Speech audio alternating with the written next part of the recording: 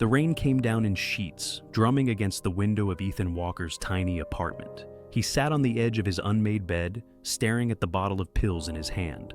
The dim light from the street lamps outside cast long, eerie shadows across the room. His fingers trembled as he tightened his grip on the bottle, his mind spiraling into the same dark places it always did.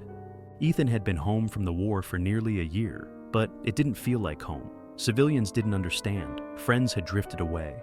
The nightmares came almost every night, suffocating him in memories of sand, gunfire, and the faces of people he couldn't save.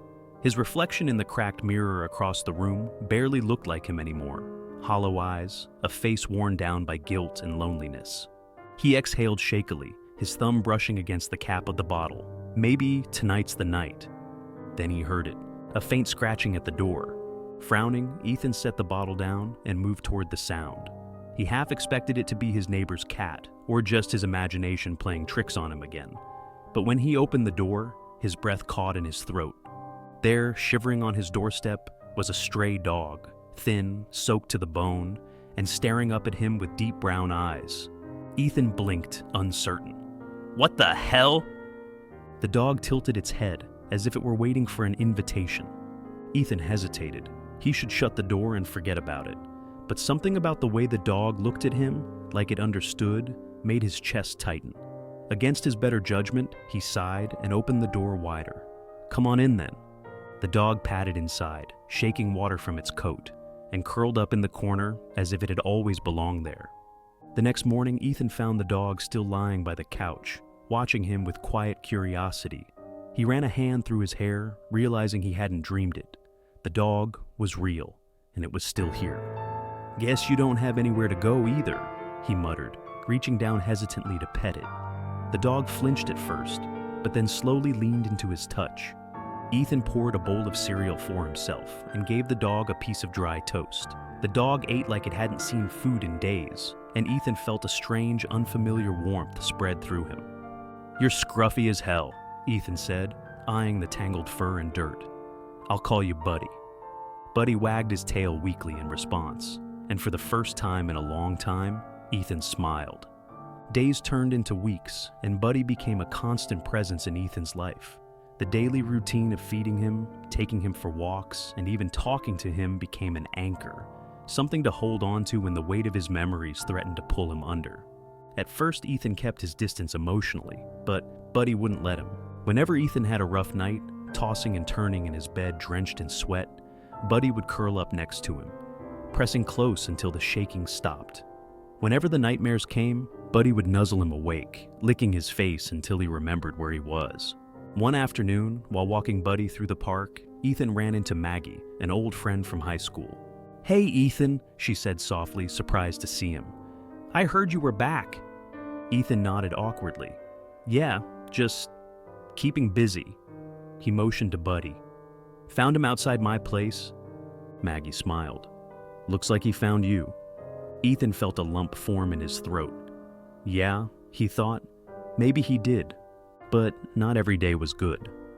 One night, after a particularly vivid flashback triggered by a loud car backfiring, Ethan locked himself in his apartment, sitting in the dark, unable to shake the feeling of being back in the desert, surrounded by gunfire.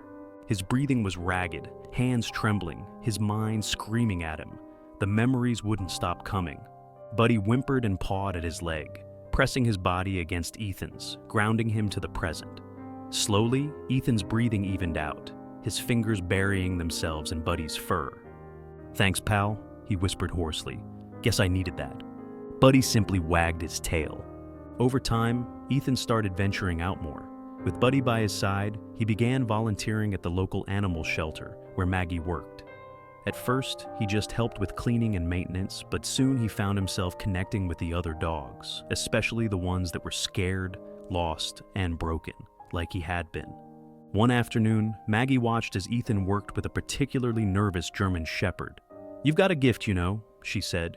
Ethan shrugged. "I just get them." She nodded. "They get you too." And for the first time in years, Ethan felt like maybe he wasn't so alone. Then came the night that changed everything. Buddy went missing. Ethan had let him out for their usual evening walk, but when he called for him, Buddy never came back. Panic clawed at his chest as he searched the streets, flashlight cutting through the darkness. His heart pounded and the old anxiety returned, the helplessness, the fear of losing someone he loved again. After hours of searching, he found Buddy curled up under an abandoned car, whimpering. He was hurt, his paw caught in debris, but alive. Ethan dropped to his knees and held Buddy tightly. "You scared the hell out of me," he whispered. That night, Ethan realized something. Buddy had saved him, over and over again, and now it was his turn to return the favor. The next morning, Ethan took Buddy to the vet and promised himself that he wouldn't let fear control him anymore.